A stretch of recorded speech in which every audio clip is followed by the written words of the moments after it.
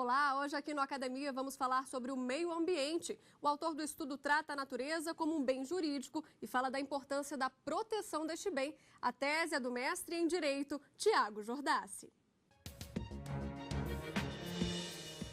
Tutela penal ambiental, necessidade, adequação e viabilidade. Dissertação apresentada como requisito parcial para obtenção do título de mestre em Direito ao programa de pós-graduação em Direito da Universidade do Estado do Rio de Janeiro. Orientadora, professora doutora Patrícia Moteglioshi Bezé. E para participar do debate, convidamos o doutor em Direito pela Universidade de Paris, Leonardo Estrela, e o mestre em Direito, Estado e Constituição e especialista em Direito Ambiental pela PUC de São Paulo, Marcos Abreu Torres. Obrigada, doutor, pela sua presença. Acho que eu que tenho que agradecer por oportunidade de vir aqui conversar com o Tiago sobre o trabalho dele. Obrigada pela sua presença também, Marcos. Obrigado, será um prazer participar do programa. E agora vamos entender melhor esse tema. Confira um rápido resumo da dissertação. A pesquisa aborda a proteção jurídica do meio ambiente no ramo penal. Como a natureza é um bem jurídico importante para a vida dos seres humanos, é essencial a proteção deste bem. O trabalho trata da questão histórica, política, social e filosófica da proteção ambiental e a importância de preservar o meio ambiente para gerações futuras. O estudo apresenta também todas as formas e possibilidades de proteção ambiental pelo direito penal, de acordo com a necessidade e viabilidade do caso. Obrigada, Tiago, pela sua presença aqui no programa. Eu que agradeço pela oportunidade. Eu queria começar te questionando a respeito do tema, um tema tão vasto e um tema tão atual. De onde surgiu a ideia de pesquisar a tutela penal ambiental? Na verdade, eu analisei como era a tutela ambiental e como era a prática penal na tutela ambiental e eu não fiquei muito satisfeito como era tutelado o meio ambiente, porque existia um grau de leniência, né, por conta da legislação e vários defeitos na legislação, e inclusive na doutrina não consegue responder de forma eficaz várias questões ambientais. Então isso me motivou a fazer a minha pesquisa em Direito Penal Ambiental. E para quem está em casa entender melhor, o que significa a tutela penal ambiental? É a proteção que o jurídico dá ao meio ambiente, seria isso? Isso. Na verdade, seria a utilização da esfera penal para a proteção do meio ambiente. Será que isso seria viável, necessário, seria querido pela sociedade? Então, todos esses temas são analisados na minha dissertação de mestrado. Durante essa pesquisa, você fez algum estudo de casos? Como é que você exemplificou o que acontece hoje na prática? Na verdade, eu peguei vários casos que ocorrem na sociedade e alguns casos do passado, né? Principalmente os acidentes de Chernobyl, na época em que aconteceu o caso do derramamento de petróleo da Chevron no Golfo do México, e alguns casos que são um tanto quanto perceptíveis pela sociedade, como a utilização de alguns bens que fazem mal à saúde, a utilização do celular, a utilização de micro-ondas, a utilização de bens de consumo que não tem a tecnologia totalmente verificada como segura. Então, eu fiz análise dessas situações científicas e jurídicas. Fiquei curiosa. Qual foi o resultado dessa análise, nessas questões que a gente usa tanto, micro-ondas, celular? Sim, esses bens de consumo, eles não têm uma análise específica e prolongada para ter uma resposta dizendo, não, esses bens são 100% seguros, esses bens não são 100% seguros.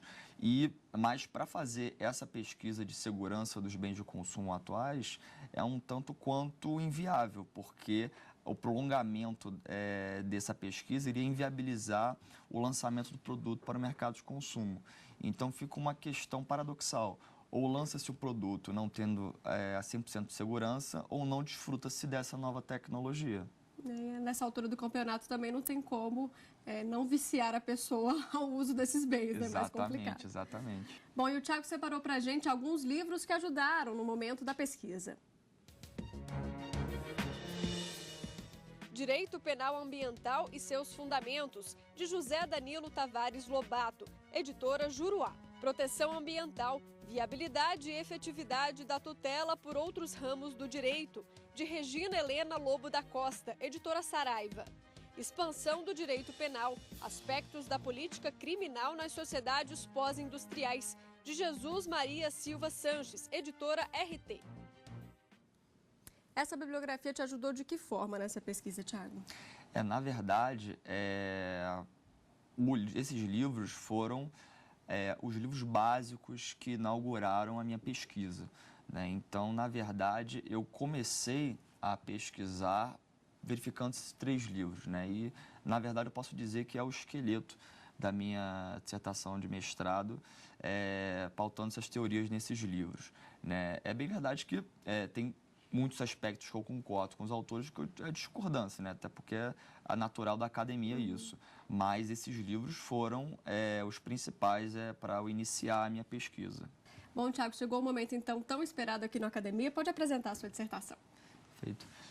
A minha dissertação de mestrado, ela faz uma análise do meio ambiente como um bem jurídico necessário a ser tutelado pelo direito. Até por conta das situações que estão apresentando no mundo, como crises ambientais, como derretimento das calotas polares, como aumento do aquecimento global e os riscos inerentes a produtos de consumo de alta tecnologia. E como é que o direito pode participar para instituir uma sociedade mais segura e mais pacífica nas suas relações sociais. Na verdade, esse é o principal objetivo da minha dissertação de mestrado. Inicialmente, eu faço uma análise sobre as relações sociais contemporâneas, fazendo-se, claro, uma pesquisa sobre aspectos do passado e quais são as consequências que estão sendo apresentadas na sociedade, verificando-se esse incremento de risco social em suas relações. Depois, eu faço uma análise histórica da legislação ambiental penal brasileira e também faço uma análise, um tanto quanto tímida, da análise mundial, né, de tratados internacionais sobre a tutela penal ambiental. E verifiquei que essa legislação sempre é verificada com a economia, né? Sempre quando a economia ela é viável, a exploração econômica, né, angariar lucro com o meio ambiente, haverá essa necessária tutela ambiental. Sempre quando o meio ambiente não for necessário, for não querido para angariar lucro, houve na história brasileira um esquecimento do meio ambiente. Somente a partir de 1988, com a Constituição de 5 de outubro, veio a ter uma proteção do meio ambiente como um fim em si mesmo, né, e não como um meio para angariar lucros com atividades empresariais. E isso veio à tona não por a sociedade brasileira ter um interesse específico no meio ambiente por si só, porque o meio ambiente virou, agora já está mais do que claro, uma necessidade para a sobrevivência dos seres humanos, tanto para a geração presente quanto para gerações futuras. Então, a preservação do meio ambiente é uma necessidade hoje em dia. Então, no último capítulo, eu faço uma análise de como o direito, principalmente penal, pode fazer essa proteção do meio ambiente. E o direito penal, ele tem diversas críticas quanto à doutrina nacional estrangeira para a tutela do meio ambiente. Até alguns autores, os principais autores que eu analisei, a professora Regina Helena Lobo da Costa e o professor José Danilo Lobato e até o professor Fábio Bendino-Osório, eles rechaçam a utilização do direito penal para a tutela do meio ambiente. E nesse aspecto, eles apresentam como necessidade do direito administrativo para a tutela do meio ambiente. É bem verdade que existem pontos positivos para a tutela do meio ambiente por parte do direito administrativo, mas eu ainda não estou muito satisfeito com essa alternativa da doutrina apresentar o direito administrativo como sendo a única esfera ou a principal esfera de tutela do meio ambiente por conta de algumas garantias que o direito penal traz para a parte ré e principalmente para o processo, porque o direito penal ele trata o caso com mais eficiência investigativa e eficiência de garantia do ser humano como cidadão do que o próprio direito administrativo. Por vezes, o direito administrativo consegue ser até muito mais, como se diz, grave do que o próprio direito penal, principalmente se nós analisarmos no âmbito das sanções para as pessoas jurídicas que vêm a empreender de qualquer empreendimento econômico. Então, essa é a análise que eu faço na minha dissertação de mestrado, né? Então, perfeito. Obrigada, Tiago, pela sua explicação. A gente faz agora uma rápida pausa. No próximo bloco, vamos debater a dissertação aqui no Academia.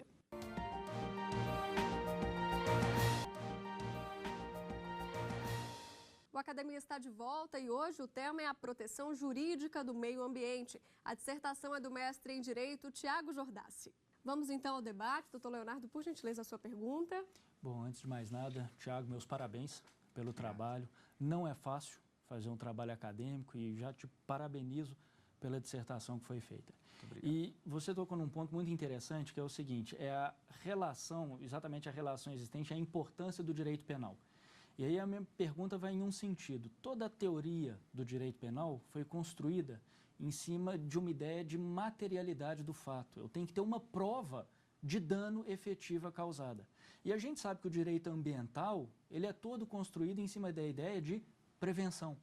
Então, a minha pergunta é no sentido de como equiparar e se o direito penal estaria atualmente, nos dias de hoje, né, preparado para receber toda essa carga de tutela preventiva necessária para cuidar e para proteger o meio ambiente. Na verdade, eu verifico o seguinte, que como o direito ambiental ele é preparado para a prevenção de danos, né, o direito penal ele seria adequado tão somente para quando houvesse o dano. Nessa prevenção, medida preventiva de dano, acho que seria melhor, né, mais eficiente, mais querido, mais viável, utilização do direito administrativo. Então, o direito penal seria adequado somente para quando houvesse o efetivo dano e efetiva prova do dano, porque, do contrário, não poderia, estaríamos utilizando justamente um direito penal sem um elemento do tipo, que é o resultado, né? O fato típico necessita de um resultado. Então, não haveria a possibilidade de utilizar o direito penal em sua medida preventiva, como se apresenta hoje. E nesse aspecto, quanto à sanção, eu verifico que as sanções no direito penal, na parte prática, como nós verificamos hoje na parte prática do direito, não são eficientes para a proteção do meio ambiente. Professor Marcos, por gentileza, a sua pergunta? Tiago, primeiramente, parabéns. Obrigado. Mestrado, eu sei que não é fácil e você foi muito corajoso de enfrentar um tema tão polêmico e atual. Eu queria aproveitar a pergunta do meu colega, professor Leonardo, sobre a efetividade da tutela do meio ambiente pela ótica do direito punitivo, e aí podemos colocar tanto o direito penal como o direito administrativo sancionador nesse sexto. Eu queria saber a opinião do autor sobre se seria, então, o direito administrativo sancionador mais efetivo na medida em que é sabido que o criminoso ambiental ele não tem um potencial ofensivo semelhante ao criminoso nos crimes contra a vida, nos crimes contra o patrimônio. Estamos falando de um outro tipo de criminoso. Então, colocar esse criminoso ambiental na cadeia, juntamente com criminosos homicidas e latrocidas, seria talvez até uma temeridade. Por outro lado, o direito administrativo sancionador ele nos parece ser uma medida menos custosa para a sociedade. Por exemplo, no âmbito federal, teríamos 2 órgãos ambientais cuidando do meio ambiente. Se falarmos na tutela ambiental penal, estamos falando aí de Polícia Federal, Polícia Civil, Polícia Militar, delegacias, Justiça Criminal, várias de execuções penais, penitenciárias, quer dizer, o custo social disso é muito maior. Então, sobre essa ótica econômica e sobre essa ótica também sociológica na figura do criminoso, talvez o direito administrativo ele fosse mais efetivo para proteger o meio ambiente? Na verdade, quanto ao direito administrativo sancionador, eu penso que ele tem vantagens e desvantagens. A grande vantagem do direito administrativo sancionador é ter uma resposta mais rápida para certa situação e ter sanções mais adequadas para quem vem a causar uma poluição, justamente pelo aspecto que o senhor ressaltou, pelo perfil, né, de quem vem a cometer um crime ambiental. Agora, o direito administrativo sancionador, eu verifico que tem alguns problemas, que, primeiro, como é que seria o poder legiferante, né? Quem iria criar essas leis, né? Porque o direito administrativo são órgãos do poder executivo que impõem atos administrativos, normativos, ou até mesmo leis não tendo aspectos de lei complementar ou lei ordinária, que poderiam mudar um certo tipo de comportamento de forma bastante rápida, né? Tendo um pouco de insegurança jurídica. Por outro lado, o direito administrativo sancionador, ele é uma opção bastante interessante porque utiliza-se de garantias que o direito penal tem, né? Direito à ampla defesa, ao contraditório, etc. Então, seria, na verdade, o direito administrativo sancionador seria seria viável se houvesse uma reestruturação de sua ideia, trazendo-se alguma maturidade na sua estruturação teórica. Eu verifico hoje em dia, seria melhor utilizarmos o direito administrativo sancionador e rechaçar o direito penal na tutela ambiental? Hoje, eu não entendo que seria viável nós rechaçarmos o direito penal em sua integralidade. Nós poderíamos fazer uma análise pontual de quais são as condutas mais que afetem de forma mais gravosa certos bens jurídicos e utilizarmos o direito penal. É bem verdade que tem algumas figuras na lei ambiental 9605 que são um tanto quanto curiosas, né?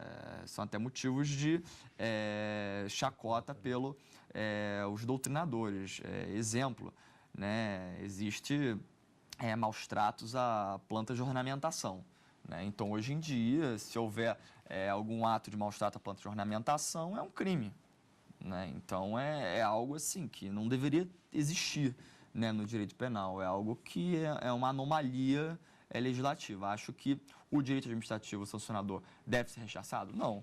O direito penal deve ser rechaçado? Não. Acho que as duas esferas poderiam ter uma convivência pacífica, verificando-se um estudo de âmbito de incidência de cada uma delas. Realmente, se a gente for reparar as condutas existentes, os tipos administrativos e os tipos criminais são praticamente os mesmos. E todo mundo sabe aqui que o status de crime não é para qualquer conduta, é aquela que recebe o mais alto grau de reprovação do corpo social. Então, eu acho que ter tipos iguais, de certo modo, até desprestigia o status de crime daquela conduta. Então, realmente, eu acho que certos tipos criminais devem permanecer pela sua gravidade, porque a sociedade como um todo rechaça aquela conduta antiecológica, e o resto eu acho que pode perfeitamente ficar com direito ambiental, direito administrativo sancionador. Seria o ideal. E nessa esfera eu até gostaria de perguntar um aspecto que se relaciona, porque em âmbito administrativo não há dúvida sobre a possibilidade de responsabilização da pessoa jurídica. E em direito criminal isso é extremamente controvertido, ainda por mais que a gente tenha uma jurisprudência já cada vez mais pacífica do STJ. E a pergunta é mais ou menos para procurar saber qual é a sua opinião, Thiago, sobre a adequação dessa teoria criminal a essa responsabilização penal da pessoa jurídica. Você mesmo diz que em âmbito administrativo, às vezes, ela é até mais penalizada, ou penalizada com maior rigor, maior gravidade, porque uma multa ambiental pode chegar a 150 milhões se a empresa for reincidente. Em âmbito penal isso não ocorre. Então, hoje em dia, essa tutela criminal e essa responsabilização da pessoa jurídica, ela está conforme a teoria do direito penal e ela atende plenamente os fins sociais de defesa ambiental? Verificando-se, esse aspecto é muito interessante porque tem muita divergência na doutrina, né, quanto à responsabilidade penal da pessoa jurídica em âmbito de crimes ambientais. Quanto ao crime ambiental, a Constituição é bem clara, né, no artigo 225, parágrafo 3º. Então, a doutrina fica um tanto quanto de mãos atadas para poder fazer uma teoria contra a Constituição, né? Na minha opinião, e sendo uma tendência mundial, a responsabilidade penal da pessoa jurídica em âmbito penal é viável, desde que nós tenhamos uma teoria do crime específica para pessoas jurídicas. Porque se nós trabalharmos conforme o Joaquim Barbosa já disse em um julgamento com um jeitinho, né, fazendo uma adequação, né, de uma teoria de pessoas físicas para pessoas jurídicas, não vai dar certo, principalmente no âmbito da culpabilidade. Então, exatamente, os tipos, né, todo o direito penal foi construído verificando-se a pessoa física, né? O nosso Código de 1940 foi verificado, sua teoria foi construída analisando como foco a pessoa física.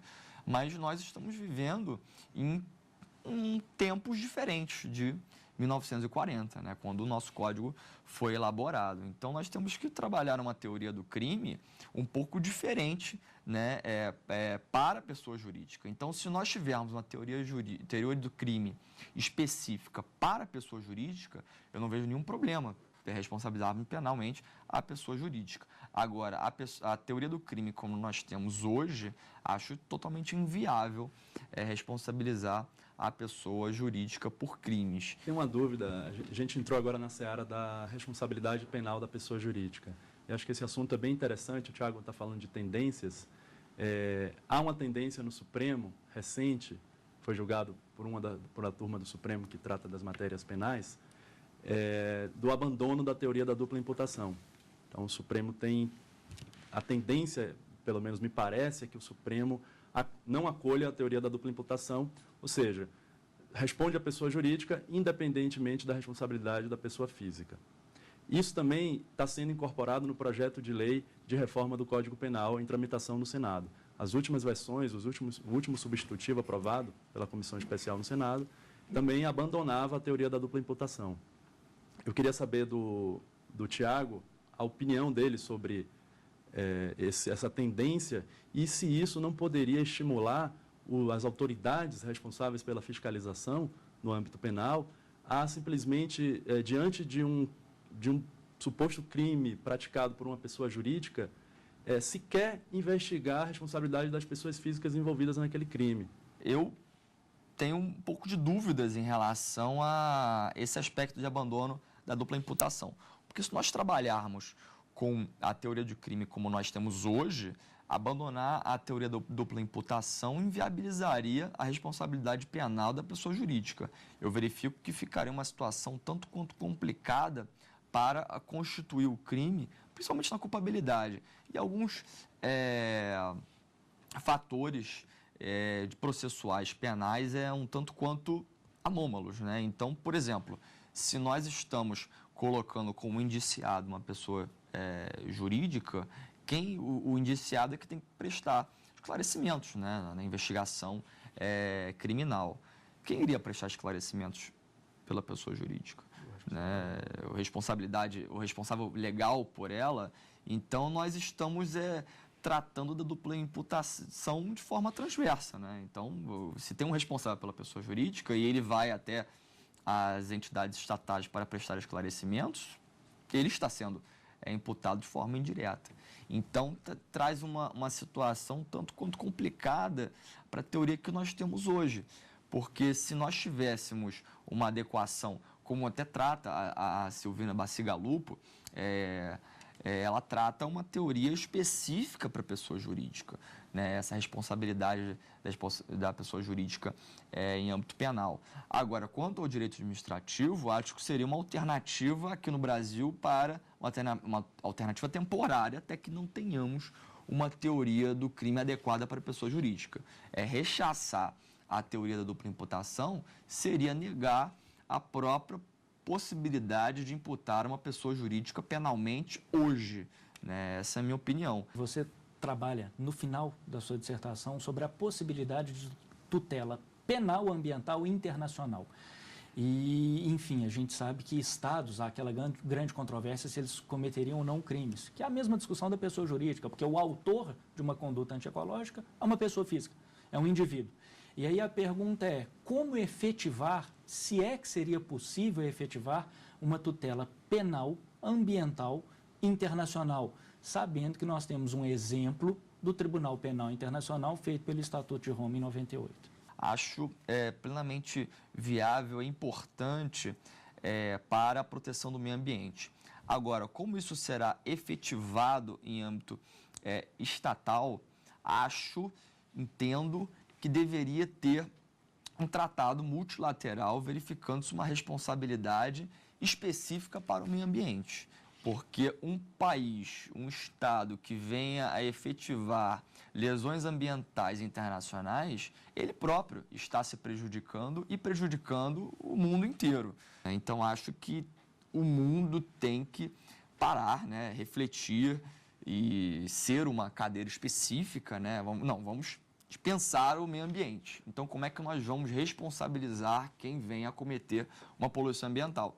Entendo que é melhor sanção, não sei se seria a palavra certa, sanção ou penalidade, seria a melhor renovação ambiental. Poluiu, limpa. Acho que tudo o que a humanidade quer, a preservação do meio ambiente. Talvez essa ficha caia tarde demais, né? Então, Bom, infelizmente o nosso programa chega ao fim. Obrigada, Thiago, pela sua presença aqui na academia. eu agradeço. Agradeço, doutor Leonardo. Eu que agradeço e, mais uma vez, parabéns ao Thiago pelo trabalho feito. Obrigada, professor Marcos. Eu agradeço também a participação. Bom, e você também pode ter sua tese ou dissertação apresentada aqui no programa. Mande um e-mail para a gente, academia@stf.jus.br. Para rever o programa, basta acessar o site da TV Justiça, que aparece aí na sua tela, www.tvjustiça.jus.br. Até a próxima semana.